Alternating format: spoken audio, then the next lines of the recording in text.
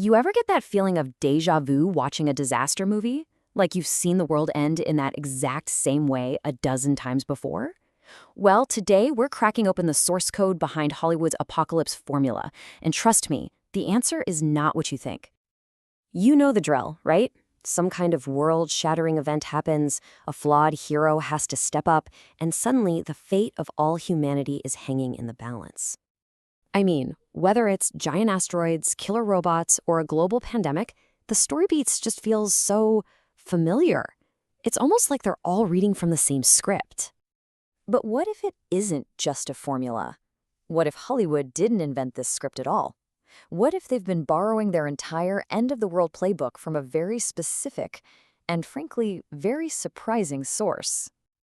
Okay, so we're going to dig into this whole question using an academic thesis that uncovers this really startling connection between our favorite blockbuster movies and a powerful American worldview. Well, it turns out this whole recurring plot isn't a Hollywood invention. Not at all. The source we're pulling from today argues that it's actually a blueprint, and it's drawn directly from a very specific American religious tradition. And that blueprint, the very source code for these movies, the thesis traces it all back to the theology of American evangelicalism. So what exactly is evangelicalism? Well, to put it simply, it's a Protestant movement that's really focused on having a personal, direct relationship with Jesus, that idea of being born again, and a core belief that the Bible is the absolute infallible Word of God. And its history in America is pretty fascinating.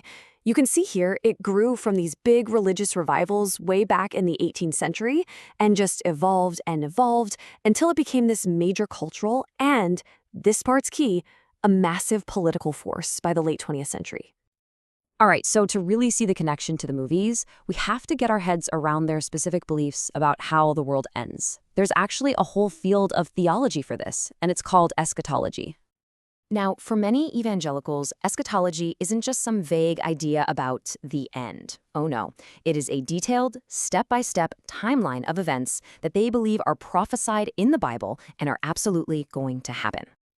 And that timeline kicks off with a bang, a really dramatic opening scene called the Rapture. The idea is that in the blink of an eye, all the born-again Christians just vanish.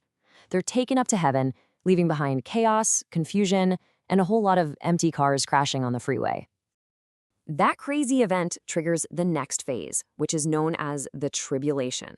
And for everyone who got left behind, it's the start of a 7-year nightmare of plagues, wars, famine, basically global catastrophe. And of course, every good story needs a good villain, right? Well, during the tribulation, a super charismatic but deeply deceptive world leader rises to power. This is the figure known as the Antichrist, who manages to unite the entire world under his rule.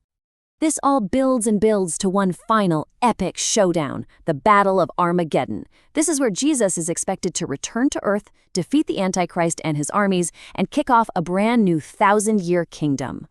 Okay, so let's recap. You have a sudden vanishing event, a period of global chaos, a charismatic villain who takes over the world, and a final epic battle to save humanity. Does that sound at all familiar? Let's take a look at how this exact eschatological timeline maps onto some of Hollywood's biggest films. And this is where it all just clicks into place. I mean, look at a film like The Matrix. The source we're using draws these incredible one-to-one parallels. Neo isn't just some hero. He is the one. He's a messiah figure who literally dies and is resurrected to save the last human city, Zion, which, by the way, is another name for the New Jerusalem. It's all there.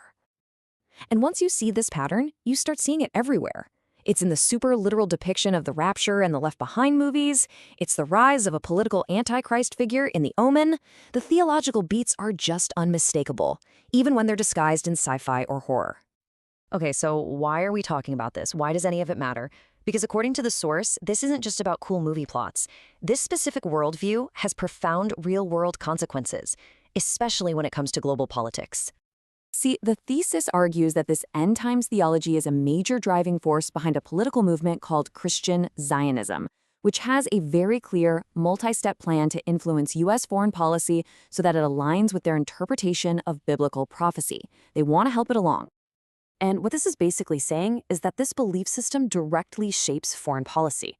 A key example is strong U.S. support for the State of Israel. For adherents of this view, that's not just a political stance, it's seen as fulfilling a critical prophecy, a necessary domino that has to fall before their end times timeline can really kick off. So in the end, the thesis leaves us with this really powerful thought. These movies, they might be more than just entertainment. Maybe they're a kind of cultural rehearsal, playing out a very specific vision of the end, over and over again. And that makes you stop and wonder, if our movies are constantly preparing us for one version of the future, what future is that exactly?